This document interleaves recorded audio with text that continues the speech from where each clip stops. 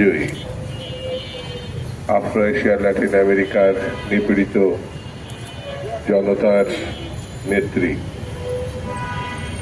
যিনি মানুষের শুধু ভালোবাসা না, সম্মান না, শ্রদ্ধা না, হৃদয়ে স্থান করে নিয়েছেন, দেশনেত্রী বেগম খালেদা জিয়ার প্রতি শ্রদ্ধা জানাচ্ছি এবং তার রুহের মাগফিরাত কামনা করছি। প্রার্থনা করি আল্লাহ যেন তাকে বেহেশত দান করেন। বন্ধুরা, দেশনেত্রীর এমন একজন নেত্রী যিনি এখন দেশে এবং সারা বিশ্বে এমন একটা উচ্চতায় পৌঁছাইছেন, সেটি মানুষকে, মানুষের সংগ্রাম, গণতন্ত্র, মানুষের স্বাধীনতা, গণতন্ত্র রক্ষার যে সংগ্রাম, সেই সংগ্রামের কারণে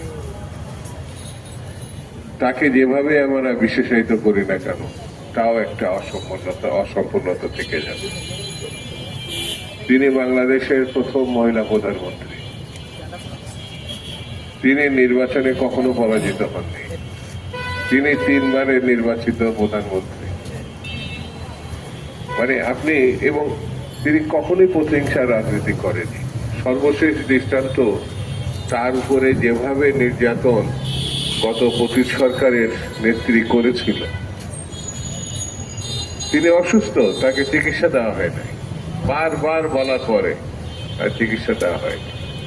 তাকে গ্রেপ্তার করে একটি মিথ্যা মামলায় গ্রেপ্তার দেখিয়ে তাকে যে কারাগারে রাখা হয়েছিল সেটা অ্যামেন্ডমেন্ট ঘোষণা করেছিল সরকার, পরিত্যক্ত ঘোষণা করেছিল।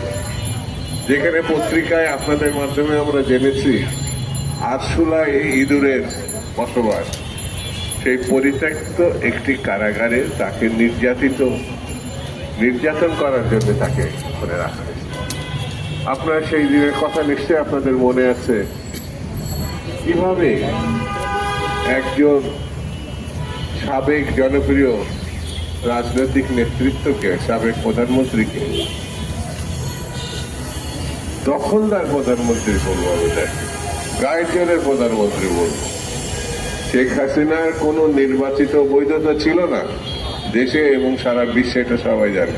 সে একজন প্রতিষ্ঠা রাজনীতিবিদ। বেগম খালেদা জিয়া যখন অসুস্থ বলছেন, শুনি মরে না কেন? কি ভয়ঙ্কর কথা! আপনি কি অশ্লীল, কি রুচিহীন একজন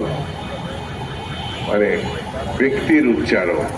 সে আবার দাবি করত সে নাকি শেখ মুজিবের কন্যা, কখনো পালাবে না। বাংলাদেশে একজন মানুষ তার হৃদয়ে জায়গা করেছেন, আরেকজন কিভাবে পালিয়ে এই দেশ ছেড়ে চলে গেছে আপনারা জানেন। বন্ধুরা, সেই জন্য সেই নেত্রীর কথা, যিনি বাংলাদেশের নারী শিক্ষার ক্ষেত্রে এমন একটা উচ্চতা নিয়ে গেছিলেন, যেখানে মেয়েরা শুধু অবহেলিত বললে ভুল বলা হবে, সর্বক্ষেত্রে পরিবার, দেশ, সব জায়গায় তাদেরকে উপেক্ষা করা হয়েছে। দেশনেত্রী বেগম খালেদা জিয়া সেই জায়গাটা যেন মুক্তির দূত হিসাবে এই দেশের নারী সমাজের কাছে এসেছেন। বিনা বেতনে এদেশের কন্যা সন্তানরা সর্বোচ্চ পড়াশোনা করার সুযোগ পেয়েছিলেন এই দেশনেত্রী বেগম খালেদা জিয়া। বেগম খালেদা জিয়া, আপনারা জানেন, এটা একটি মুসলিম জনসংখ্যার দেশ। এই জায়গায় অনেক বাধা বিপত্তিকে অতিক্রম করে মানুষের কাছে পৌঁছানো একজন নারীর জন্য কতটা কঠিন, সেটাই যদি ইতিহাসের ধারাবাহিকতার বিষয়ে আপনার নজর রাখেন তাহলে দেখবেন। যেমন বেগম সুফিয়া কামাল নারী শিক্ষার জন্য অগ্রদূতের ভূমিকা পালন করছেন, তাকে অতিক্রম করে দেশনেত্রী বেগম খালেদা জিয়া আরো বেশি নারী শিক্ষার সপক্ষে, শুধু নারী শিক্ষা বলবো না, শিক্ষার ক্ষেত্রে বাংলাদেশের অগ্রদূত ছিলেন দেশনেত্রী বেগম খালেদা জিয়া। গবেষণা হওয়া উচিত। আমি বিশ্ববিদ্যালয়ে যারা গবেষক আছেন, সম্মানিত শিক্ষক আছেন, তাদেরকে অনুরোধ করবো এই নেত্রী সম্বন্ধে গবেষণা শিক্ষা ক্ষেত্রে, শিল্প ক্ষেত্রে, কৃষি ক্ষেত্রে। আপনারা জানেন কৃষি ক্ষেত্রে আমি নিজে কৃষক দলের সঙ্গে সম্পৃক্ত ছিলাম, আজকে সভাপতি ছিলাম। তিনি হুসেন মোহাম্মদ এরশাদের স্বৈরতন্ত্রের বিরুদ্ধে যখন আন্দোলন করছিলেন তখন বলেছিলেন, বারবার বলেছিলেন, এই দেশের কৃষককে 5,000 টাকার সুদসহ কৃষি ঋণ মওকুফ করার জন্য। এরশাদ করে না, কিন্তু বেগম খালেদা জিয়া 91 সালে ক্ষমতা আসার পরে প্রথম কাজটা করেছিলেন, কৃষকদের 5,000 টাকা সুদসহ কৃষি মওকুফ করেছিল। তিনি এরশাদের অধীনে নির্বাচন করবেন না, কারণ এরশাদ অবৈধ সরকার ছিল, সামরিক সরকার ছিল। সেই জন্য সেই সরকারের অধীনে তিনি নির্বাচন করেননি।